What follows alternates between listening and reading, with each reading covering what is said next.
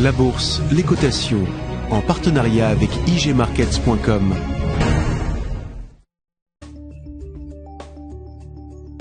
Bonjour et bienvenue dans votre espace de formation en analyse technique.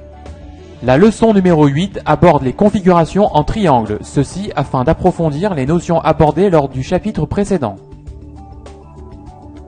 On dénombre trois types de triangles, les triangles ascendants, les triangles descendants et les triangles symétriques. Les triangles correspondent à une phase de consolidation ou d'indécision provisoire, avant la reprise d'un mouvement directionnel.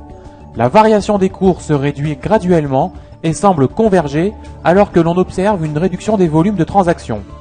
Il existe aussi des formations élargies que nous verrons à la fin de ce chapitre. Voici les caractéristiques d'une figure en triangle. Les deux droites de tendance tracées à partir des creux et sommets convergent l'une vers l'autre. Chaque droite de tendance doit être touchée au moins 2 fois pour valider la figure. Aux 2/3 ou aux 3/4 de la figure, les prix doivent casser et sortir du triangle.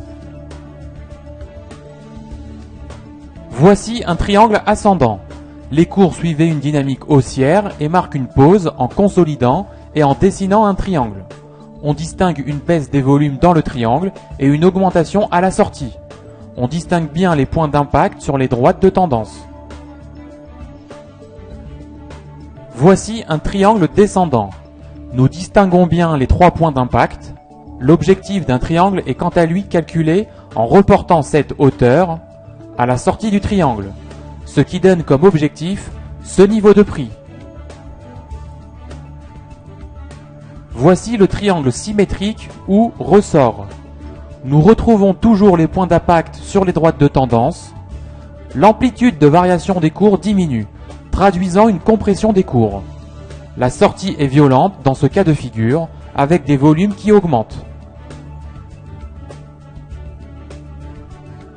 Voici la formation élargie. Nous retrouvons toujours les points d'impact sur les droites de tendance. L'amplitude des variations des cours augmente. Et l'objectif du triangle est calculé en reportant cette hauteur à la sortie du triangle, ce qui donne comme objectif ce niveau de prix. Maintenant, c'est à vous. Que voyez-vous ?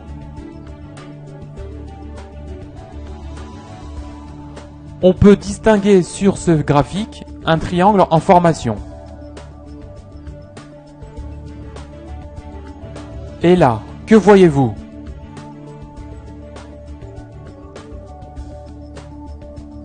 Un triangle de continuation dont l'objectif a été atteint.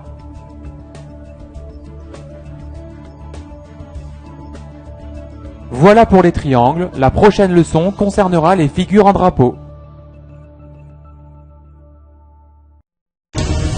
La bourse, les cotations, en partenariat avec igmarkets.com.